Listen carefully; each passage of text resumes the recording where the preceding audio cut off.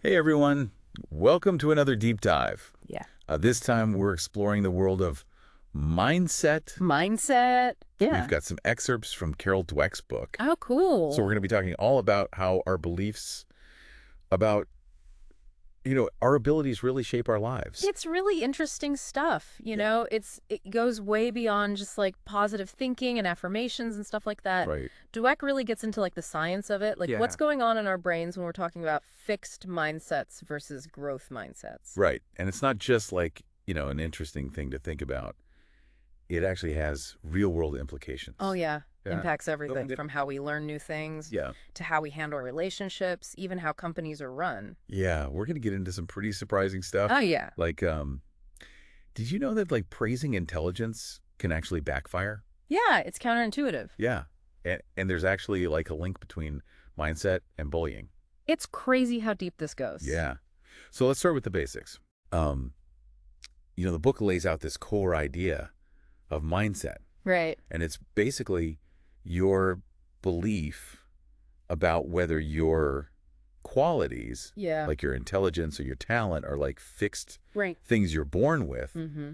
or if they can actually be developed. It's like, is your potential set in stone? Yeah. Or can you actually like sculpt it over time? Yeah, I love that. It's a big question. That is a big question. Yeah. It makes me think about those times when I'm like trying to learn a new skill Yeah. and I just hit a wall Yeah. and it just feels way too hard, you know? Totally. And I wonder if I had like a growth mindset in those moments, Right. would that actually like make a difference? For sure. Well, one of the best examples in the book is Yeah. the one with the kids solving the puzzles. Oh, yeah. Remember that one Yeah. where the ones with the growth mindset saw the tough puzzles as like a chance to learn and they were excited by it? Yeah. Whereas the fixed mindset kids got discouraged so easily. Why is that? Why do they get discouraged? Yeah. It's interesting, right? Well, like, are they just afraid of looking dumb? Well, it's deeper than that. Okay.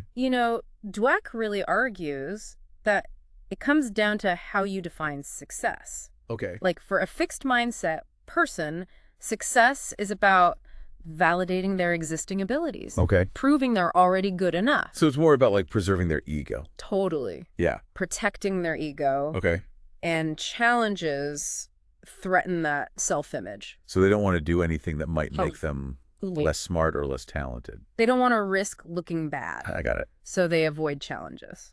That makes a lot of sense. And remember those pre-med students in the book Yeah. who were struggling in chemistry? Right. They had that fixed mindset, and they saw getting a bad grade as a reflection of their overall intelligence. Like, I'm not cut out for this. Exactly. Like, I'm not smart enough to be a doctor, Yeah. and they lost interest. It's so sad because it's like they're giving up on their dream just because they're afraid of what a bad grade means. Exactly. It's Right. like their potential gets wasted because of this fear, Right. this fixed mindset fear. Yeah, and that brings up a really interesting point. Yeah. Because, we often think about success in terms of like natural talent. Yeah. Like, oh, that person is just naturally gifted. They were born with it. Yeah. Mm-hmm. But the book actually like debunks that myth. Totally. And it looks at people like Michael Jordan and Babe Ruth and Jackie Joyner Kersee. These are like the icons Yeah. of their fields. And they weren't just like magically good at what they did. Right. They had to put in years of practice. Yeah. And they had failures and setbacks. It was all about dedication and hard work. Yeah, like tons of grit. Yeah. So it's interesting because we hear those stories about these athletes being naturally gifted, Right. but the book really focuses on all the work that went into it. Right. It's about the process. Yeah. Not just the outcome. So what do you find more inspiring? Someone who's like effortlessly good at something? Yeah. Or someone who like really worked hard to get there? I think for me, it's definitely the hard work because it's more relatable. It's like Yeah. I can see myself doing that. Yeah, like that's something I can actually strive for. Exactly. So this whole mindset thing, Yeah. it doesn't just apply to like academics or sports. Oh, not at all. The book also talks about relationships. Oh, yeah, for sure. And you can actually have a fixed mindset about your partner. Yeah. You can think they'll never change. Yeah. Or about the relationship itself. Right. Like, Yeah. it should just be effortless. Yeah, like if it's meant to be, it'll just work out, We shouldn't have to try. right? Yep. Like that couple in the book that broke up because they felt like they shouldn't have to work at it. It's like they were waiting for magic. Yeah, like some kind of magical connection Right. that would just solve all their problems. Which never happens. Never happened. It takes work. Yeah. Even the healthiest relationships require effort. communication, a willingness to grow together. It's not about finding the perfect person. Right. It's about building something Yeah, with someone who's also committed to growing. totally. So it's like they were applying a fixed mindset to a situation that actually demands a growth mindset. Exactly. And speaking of applying mindsets, Yeah. I was really surprised to see that the book connected mindset with bullying. Yeah, that's a powerful one. Yeah, like how does that even work? Well, Dweck found that bullies often have a very fixed mindset. Okay, They see the world as a hierarchy, okay. and they need to be on top. So they put other people down to make themselves feel superior. Exactly. Got it. And what's even more, like, chilling Yeah, is that even kids who aren't typically aggressive yeah, can start thinking about revenge yeah. when they're put in a fixed mindset situation. It's like they feel threatened, Right. and they need to prove their worth. It's like that us versus them mentality. Exactly. It's dangerous. Yeah, but on a more hopeful note, the book does share the story of Stan Davis. Oh, yeah, Stan Davis. He's a therapist who uses growth mindset principles to help bullies change their behavior. That's so cool. So how does he do that? Well, he creates a space where kids feel safe to acknowledge their mistakes Okay. and work on themselves. So it's like he's not judging them or labeling them as bad kids. Exactly. He's helping them see that they can change. He focuses on praising effort Okay. and highlighting the possibility of change. So instead of focusing on who's right or wrong, Right. it's about helping everyone grow. It's about potential. Yeah. Now, that raises a really important question for Okay. all of us. Yeah. How can we actually nurture a growth mindset in Yeah. ourselves and in others? That's the million-dollar question. Right. It's one thing to understand these concepts, Yeah. but how do we put them into practice? How do we actually change our mindset? Right. The book has some great advice on that, Okay, I'm ready. especially for parents and teachers. One of the biggest takeaways for me was the importance of praising effort and process over intelligence or talent.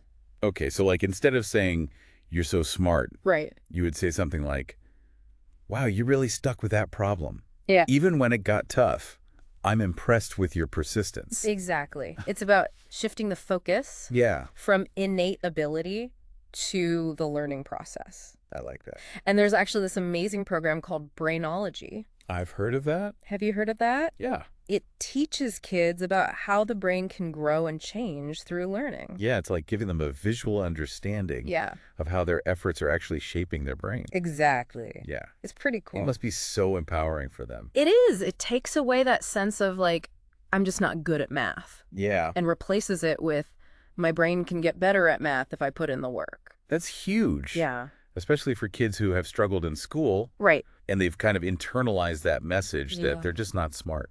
Yeah. I'm really curious to learn more about Brainology. Yeah. It's a great program. It sounds like a really practical tool. It is. It's about changing the way kids approach challenges. Right. And the results are pretty amazing. So we're really talking about like not just understanding growth mindset as a concept, Right. but actually like living it Yeah. and incorporating it into our lives. Embracing it. Yeah, and encouraging it in others. Totally. It's about creating a culture of growth Yes. where effort is valued, Yeah. mistakes are seen as opportunities for learning, and everyone feels empowered to reach their full potential.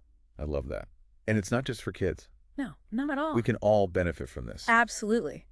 No matter what stage of life we're in. It's a good reminder that we're all works in progress. We are. And that's kind of exciting. It is. You know, it's kind of crazy how these mindsets actually take root so early in life. Really. Yeah. The book talks about how even babies Wow. are affected by the messages they get from their caregivers. Babies. Yeah. Like they're just figuring out how to eat and sleep. Yeah. But there's this study Dweck mentions Yeah. where researchers observed babies who had been abused Oh, wow. and punished by their parents for crying. That's awful. Like, I can't even imagine punishing a baby for crying. I know it's their only way to communicate, Right. but those parents saw crying as defiance, Oh, wow. like a challenge to their authority. That's a really messed up way to look at it. It is. Yeah. And sadly, those babies, they learn to suppress their needs, Wow. to avoid expressing themselves because they were afraid of the consequences. So even at that young age, Yeah. they're already developing like a fixed mindset. They're learning that expressing their needs is bad. Right.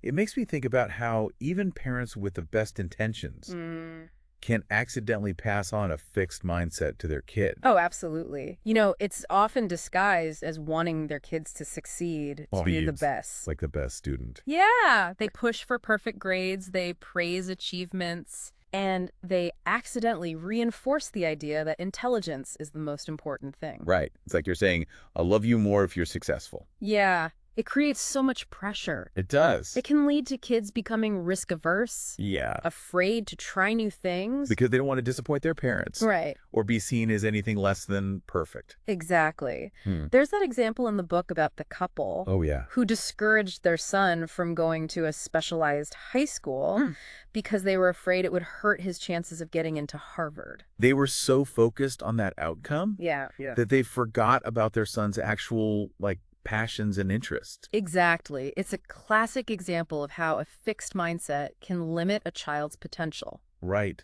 Instead of fostering a love of learning, they're instilling this fear of failure. Exactly. Yeah, it's really sad. It makes you wonder if they had understood growth mindset. Right. Maybe they would have made a different choice. Maybe. And it's not just parents, Teachers can also play a role in creating a fixed mindset culture in the classroom. Oh, yeah, for sure. Yeah. Like those teachers who believe that some kids are just naturally gifted Yeah. and others are just destined to struggle. You're either smart or you're not. Right. And they kind of give up on the kids who they think aren't as smart. Yeah, and it becomes a self-fulfilling prophecy. Right. Because those kids then internalize that message. Yeah. And they stop trying. Totally. But there are also amazing teachers out there. Oh, for sure. Who embody a growth mindset. Yeah. The book talks about Rafe Esquith. Oh, yeah. He teaches in one of the poorest neighborhoods in LA. Wow. His students come from really tough backgrounds. Yeah. But he has these incredibly high expectations for them. And his students get amazing results. They do. They master this incredible reading list. Yeah, like Of Mice and Men. Yeah, and To Kill a Mockingbird. Wow. Classics. Yeah. And they all passed a 6th grade algebra final. Really? That would make most adults cry. I'm sure. He believes in empowering his students to reach their full potential. He's not just teaching them academics. No. He's teaching them how to have a growth mindset. Exactly. So even in the most challenging environments, a growth mindset can make a huge difference. It's transformative. And speaking of transforming lives, the book also dives into the world of sports. Oh, yeah. And how mindsets impact athletic performance. We talked about Michael Jordan. Right.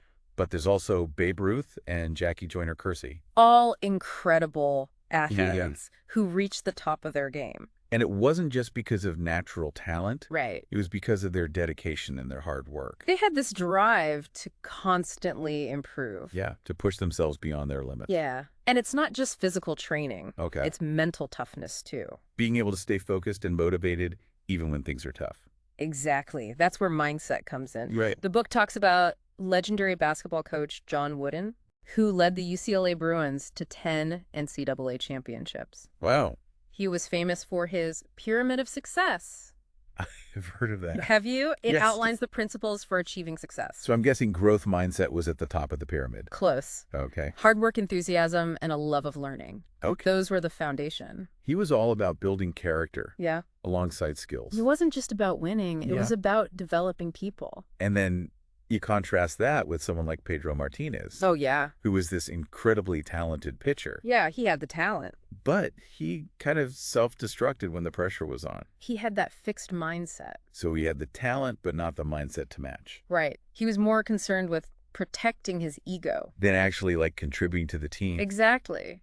And you see this play out in other areas of life, too. Yeah, for sure. When people are more focused on looking good than learning and growing, Mhm. it holds them back. So it's not enough to just have the talent. You need the right mindset. To make the most of it. Now let's shift gears a little bit Right. and look at how these mindsets show up in the workplace, Okay. particularly in leadership roles. Okay. You'd think that to be a CEO, you Yeah. have to have a growth mindset. Yeah, I would think so. But a lot of CEOs actually have very fixed mindset tendencies. Really? Yeah. They believe that great leaders are born, not made. Okay. They see themselves as geniuses. So they don't think they need to learn or grow? They don't want input from others. I can see how that would create problems. It does. It creates a toxic work environment where employees are afraid to speak up. Because they don't want to challenge the CEO's authority. Exactly. The book highlights some pretty shocking examples of Oh, yeah. CEOs like Lee Iacocca and Albert Dunlap Oh, yeah. who destroyed their companies. Because they were so focused on being right Yeah, that they couldn't adapt or learn from their mistakes. they were stuck in that fixed mindset. Right.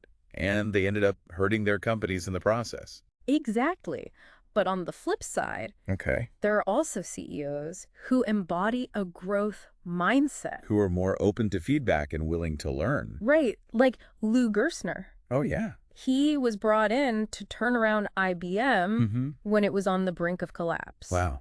And instead of coming in like he had all the answers, Mm-hmm. he focused on listening and learning. That's a really different approach. It is. And it led to one of the most successful corporate turnarounds in history. Wow. It shows that a growth mindset can transform not just individuals, Yeah. but entire systems. So we've seen how these mindsets play out in so many different areas. Yeah, it's pretty amazing. From how we learn to how we lead. It affects everything. And the good news is that we're not stuck with the mindset we have. Right. We can actually choose to cultivate a growth mindset. It takes effort, Yeah. but the rewards are worth it. So that brings up a question I've been thinking about. Okay. We've talked about the what of growth mindset, Yeah. like what it is, why it matters. Yeah.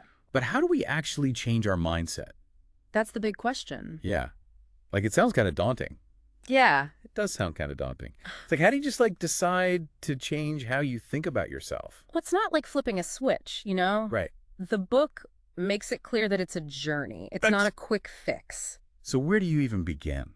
It all starts with awareness. Okay. You have to be able to recognize those moments Okay. when your fixed mindset is showing up. So like if you don't even realize that you're in that fixed mindset, Right. then you can't really do anything to change it. Exactly.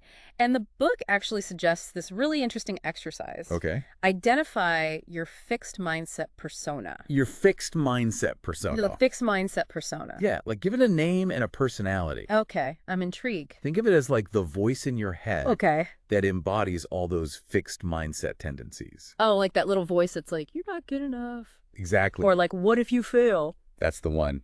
And by giving it a name and a personality, you can start to separate yourself from those thoughts. So it's almost like you're making it less scary Yeah. by like personifying it. Exactly. You're recognizing them as just thoughts, Right. not facts. Okay, that makes sense. Dweck shares some examples from her students who did this exercise. Okay. One student named her fixed mindset persona Gertrude. Gertrude. Yeah. And she described her as cagey, histrionic, and self-aggrandizing. Wow, those are some strong words. I know, right? So it's like you're bringing those fixed mindset tendencies to life Yeah. so you can actually like see them and then challenge them. Exactly. So once you've identified your Gertrude, Right. what's next? I guess the next step would be like learning how to talk back to her Yes. to challenge those negative thoughts. Yeah. It's about having those internal dialogues. Okay. But this time you're armed with a growth mindset arsenal. I love that. Okay. So give me an example. Okay. Let's say you get rejected from a job you really wanted. Okay. My fixed mindset persona, we'll call her Debbie Downer. Debbie Downer. She would be like, see, I told you you weren't good enough. You're a failure. Classic Debbie. But instead of letting her take over, Right. you could challenge her with a growth mindset response. Okay. You might say something like, this is disappointing, but it doesn't mean I'm incapable. It's an opportunity to learn and grow. Okay. So you're basically taking that rejection Yeah. and turning it into fuel. Exactly. Yeah. And remember, the book emphasizes that setbacks and failures are inevitable. Right. It's how we respond to them that defines our mindset. So it's not about avoiding failure. Right. It's about how you deal with it. Exactly. Now, the book also talks about the importance of willpower. Willpower. Because changing how you think is hard work. It is. Yeah. It takes effort and commitment. It's like building a muscle. Yeah, you got to work at it. And another thing I was thinking about is Yeah, like change doesn't happen in a vacuum, it doesn't. right? Like the Yeah. people we surround ourselves with in our Yeah. environment. Totally. All of that can influence our mindset. Absolutely. Yeah. So it's important to surround yourself with people who believe in you Right. People who encourage you to grow. and create a culture of growth in your home, Yeah. in your workplace. Because if you're constantly hearing those fixed mindset messages, Yeah. it's going to be harder to break free. It makes it so much harder. Yeah. Now, before we wrap up this deep dive, Okay. I want to leave you with one final thought. Okay, listen. Dweck talks about the importance of embracing a growth mindset, not just for ourselves, Okay. but for others as well. I love that because we can all learn from each other. Exactly. Yeah. So to our listener, Yes. we leave you with this question. When do your fixed mindset tendencies show up? Ooh, good question. What could you do differently next time to embrace a growth mindset? That's something for all of us to think about. Remember, it's a journey. And with awareness, effort, and the right support, you can continue to cultivate that growth mindset and unlock your full potential. Thanks for joining us on this deep dive into mindset. We hope you learned something new, and we'll see you next time.